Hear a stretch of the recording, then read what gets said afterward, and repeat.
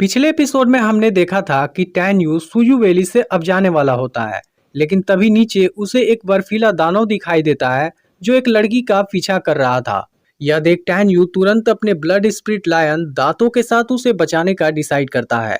तब लड़की उसे यहाँ से भाग जाने के लिए कहती है क्योंकि बर्फीला दानव बहुत ही पावरफुल था, लेकिन टैन यू नहीं मानता और उसे बचाने चला जाता है।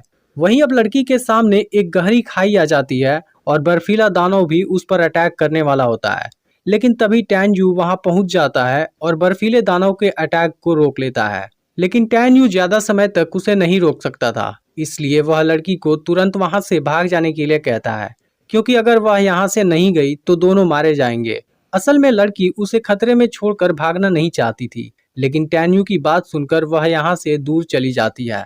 इसके बाद बर्फीला दानव टैन यू पर लगातार अटैक करने लगता है, लेकिन तभी दांतों आकर बर्फीले दानव को रोकने लगता है और टैन यू वहां से बचकर लड़की के पास आ जाता है। अब दांतों बर्फीले दानव को रोकने की अपनी पूरी कोशिश करता है, लेकिन बर्फीला दानव अपने एक अटैक से ही उसे दूर फेंक देता है। यह देख टैन यू तुरंत दांतों के पास जाता है जो इस अटैक में बुरी तरह जख्मी हो गया था। फिर टैन यू कहता है कि तुम्हें कुछ नहीं होगा, मैं तुम्हें ड्रैगन गॉड से भी ज्यादा पावरफुल बनाऊंगा। इसी बीच बर्फीला दानव फिर से इन पर अटैक करने वाला होता है, लेकिन टैन यू लड़की को साथ लेकर वहां से भागने लगता है। फिर लड़की टैन यू से कहती है कि बर्फीला दानव टियर 1 का दानव है, तुम उसका सामना नहीं कर पाओगे, इसलिए मुझे छोड़कर यहाँ से भाग जाओ। तब टैन यू कहता है कि मैंने तुम्हें बचाने का डिसाइड कर लिया है और अब मुझे कोई नहीं रोक सकता।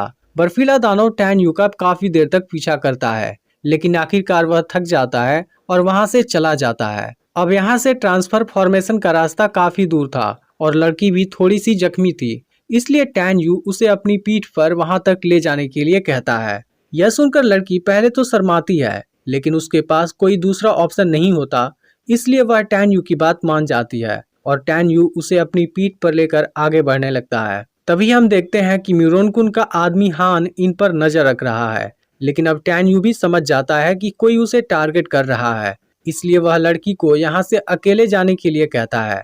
फिर टैन यू जब यहाँ से जाने लगता है तो लड़की उसका नाम पूछती है और अपना नाम सियाओ बताती है।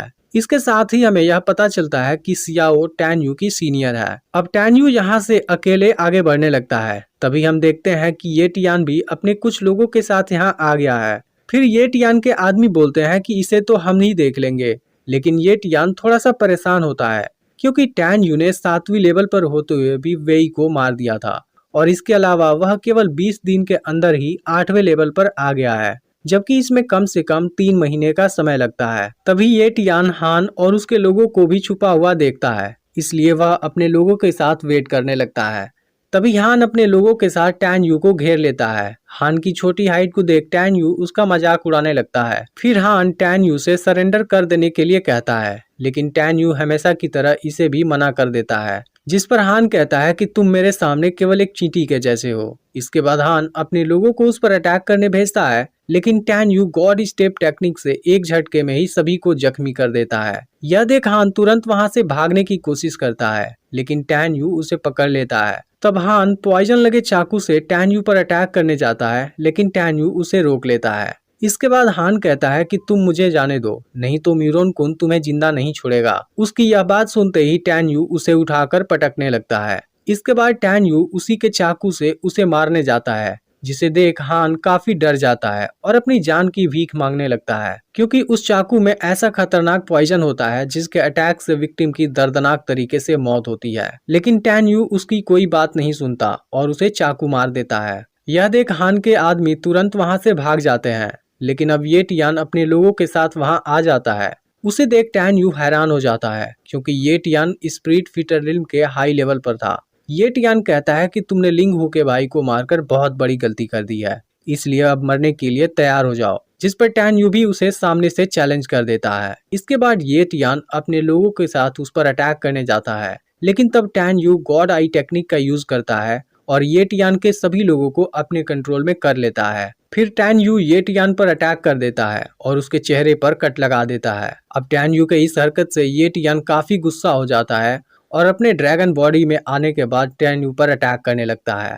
टैन यू भी समझ जाता है कि ये टियान बहुत पावरफुल है, लेकिन वह फिर भी पीछे नहीं हटता और उसके हर अटैक से खुद को प्रोटेक्ट करने लगता है। और इसके अलावा टैन यू ये टियान को शानदार टक्कर भी देता है। यह देख ये टियान खुद टैन यू से हैरान हो जाता है, क्योंकि उसने पिछले 100 सालों में टैन यू के जैसा कोई ताकतवर जीनियस नहीं देखा। इसके बाद वह फिर से टैन यू पर अटैक करने लगता है। तब टैन यू अपनी तलवार से उस पर अटैक करने जाता है, लेकिन फिर ये टियान भी अपनी तलवार निकाल लेता है और दोनों में शानदार फाइट शुरू हो जाती है, जिसके दौरान टैन यू ये टियान को जख्मी कर देता है। तभी इसी बीच ये टियान टैन यू की तलवार छीन लेता है और अपनी तलवार से उसे मारने वाला होता है, लेकिन तभी सियाओ यहाँ आकर इस अटैक को खुद रोक लेती है और ये टियान को पीछे हट जाने के लिए बोलती है। अब सियाओ को देखते ही ये टियान बिल्कुल शांत हो जाता है, जिससे टैन यू समझ जाता है कि सियाओ जरूर ये टियान से पावरफुल है। इसके बाद ये टियान सियाओ को उनके बीच से हट जाने के लिए कहता है, लेकिन सियाओ उसी जगह खड़ा रहती है और ये टियान उस पर अटैक करने की हिम्मत नहीं कर पाता। फिर ये टियान सियाओ से कहता है कि मैं तुमसे डरा नहीं हूँ,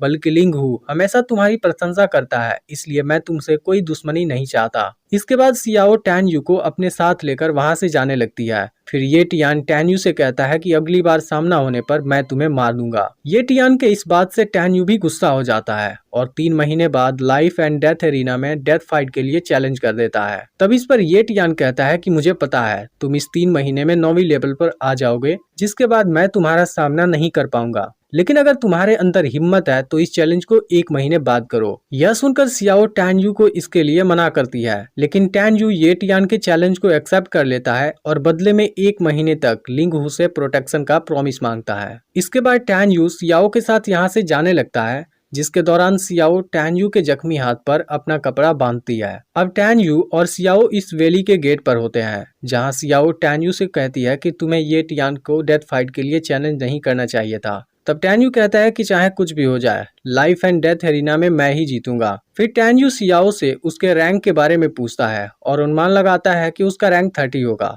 तब सियाओ कहती है कि 30 रैंक वाला स्टूडेंट भी मेरे सामने कुछ नहीं है। यह सुनकर टैन यू हैरान हो जाता है। फिर वह पूछता है कि 4थी रैंक वाली मेंगई से तुम कितनी पावरफुल हो। मेंगई का नाम सुनते ही सियाओ अजीब तरीके से रिएक्ट करती है और कहती है कि मेंगई भी मेरे सामने कुछ नहीं है। तब उसके इस रिएक्शन से टैन यू भी समझ जाता है कि मेंगई और सियाओ के बीच जरूर कोई प्रॉब्लम है। फिर टैन यू अनुमान लगाता है कि सियाओ की रैंक 2nd होगी, क्योंकि लिंग हू टॉप पर है, लियू रुलोंग 3rd रैंक पर है और 4th रैंक पर मेंगई है। तब सियाओ खुद बताती है कि मैं अपने भाई लियू रुलोंग के साथ लिस्ट में 3rd नंबर पर हूँ। जब टैन यू को पता चलता है कि सियाओ लियू रुलोंग की सिस्टर है, वह हैरान हो जाता है। इसके बाद सियाओ टैन यू को अपने भाई से मिलाने की बात करती है, लेकिन तब टैन यू अर्जेंट काम बताकर वहां से चला जाता है, जिसके बाद उसके इस रिएक्शन से सियाओ सोच में पड़ जाती है। अब टैन यू जैसे ही वहां से निकलता है, मेंगई आकर उसके गले लग जाती है, क्योंकि उसके इतने समय तक गायब होने से वह काफी परेशान है। तभी सूजियान भी वहां आ जाती है। इसी दौरान मेंगई उसके जख्मी हाथ पर बंधे कपड़े को देख लेती है और कुछ सोचने लगती है।